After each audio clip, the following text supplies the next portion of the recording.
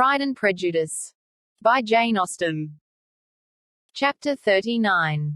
It was the second week in May, in which the three young ladies set out together from Gracechurch Street for the town of, in Hertfordshire, and, as they drew near the appointed inn where Mr. Bennet's carriage was to meet them, they quickly perceived, in token of the coachman's punctuality, both Kitty and Lydia looking out of a dining room upstairs.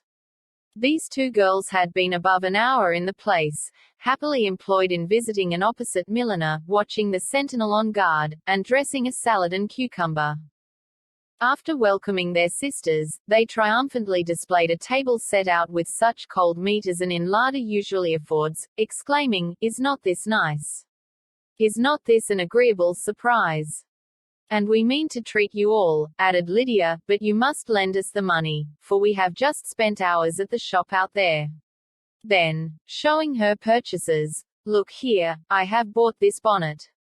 I do not think it is very pretty, but I thought I might as well buy it as not. I shall pull it to pieces as soon as I get home, and see if I can make it up any better." And when her sisters abused it as ugly, she added, with perfect unconcern, "Oh, but there were 2 or 3 much uglier in the shop, and when I have bought some prettier colored satin to trim it with fresh, I think it will be very tolerable. Besides, it will not much signify what one wears this summer, after the Shire have left Meryton, and they are going in a fortnight." "Are they indeed?" cried Elizabeth, with the greatest satisfaction. "They are going to be encamped near Brighton, and I do so want Papa to take us all there for the summer. It would be such a delicious scheme, and I dare say would hardly cost anything at all. Mamma would like to go too of all things. Only think what a miserable summer else we shall have." "Yes," thought Elizabeth, "that would be a delightful scheme indeed, and completely do for us at once. Good heaven! Brighton, and a whole camp full of soldiers, to us, who have been overset already by one poor regiment of militia, and the monthly balls of Meryton." "Now I have got some news for you," said Lydia, as they sat down at table. "What do you think? It is excellent news, capital news, and about a certain person we all like." Jane and Elizabeth looked at each other, and the waiter was told he need not stay.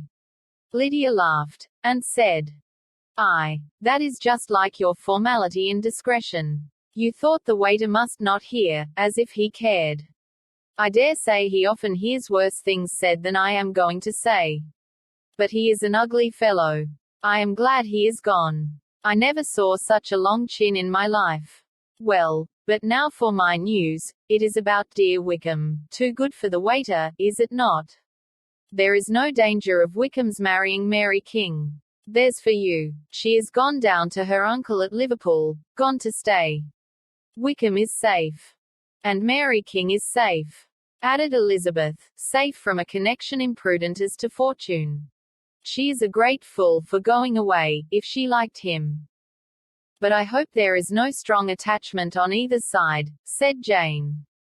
"I am sure there is not on his. I will answer for it, he never cared 3 straws about her. Who could about such a nasty little freckled thing?" Elizabeth was shocked to think that, however incapable of such coarseness of expression herself, the coarseness of the sentiment was little other than her own breast had harbored and fancied liberal. As soon as all had ate, and the elder ones paid, the carriage was ordered, and after some contrivance, the whole party, with all their boxes, work-bags, and parcels, and the unwelcome addition of Kitty's and Lydia's purchases, were seated in it. "How nicely we are all crammed in," cried Lydia.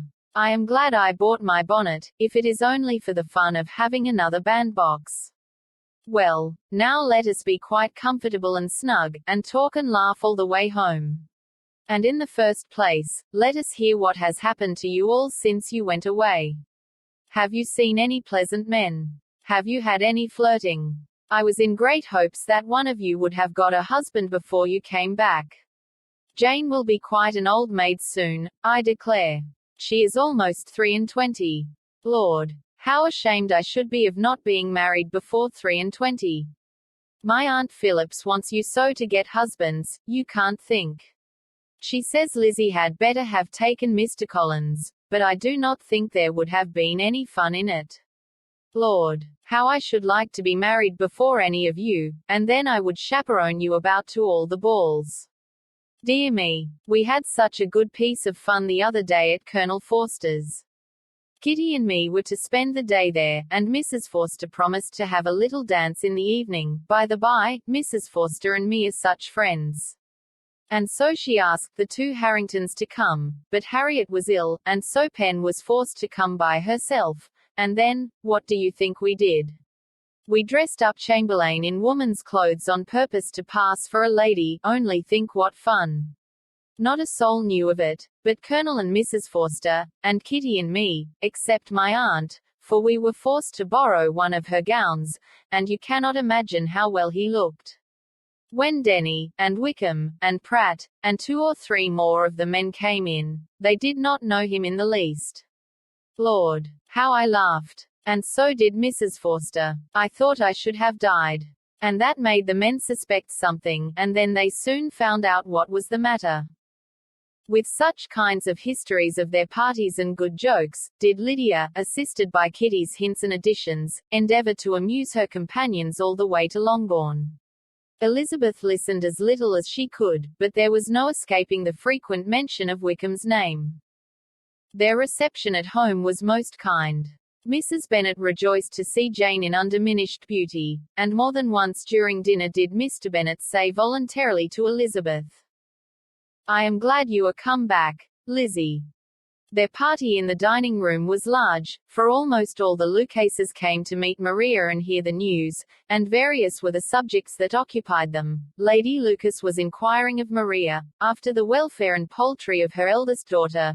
Mrs. Bennet was doubly engaged, on one hand collecting an account of the present fashions from Jane, who sat some way below her, and, on the other, retailing them all to the younger Lucases, and Lydia, in a voice rather louder than any other person's, was enumerating the various pleasures of the morning to anybody who would hear her. "Oh, Mary," said she, "I wish you had gone with us, for we had such fun." As we went along, Kitty and I drew up the blinds, and pretended there was nobody in the coach, and I should have gone so all the way, if Kitty had not been sick. And when we got to the George, I do think we behaved very handsomely, for we treated the other 3 with the nicest cold luncheon in the world, and if you would have gone, we would have treated you too. And then when we came away it was such fun. I thought we never should have got into the coach. I was ready to die of laughter. And then we were so merry all the way home. We talked and laughed so loud, that anybody might have heard us 10 miles off. To this Mary very gravely replied, "Far be it from me, my dear sister, to depreciate such pleasures. They would doubtless be congenial with the generality of female minds. But I confess they would have no charms for me. I should infinitely prefer a book."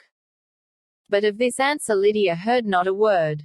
She seldom listened to anybody for more than half a minute, and never attended to Mary at all. In the afternoon Lydia was urgent with the rest of the girls to walk to Meryton, and to see how everybody went on, but Elizabeth steadily opposed the scheme. It should not be said that the Miss Bennets could not be at home half a day before they were in pursuit of the officers. There was another reason too for her opposition. She dreaded seeing Mr. Wickham again, and was resolved to avoid it as long as possible. The comfort to her of the regiment's approaching removal was indeed beyond expression.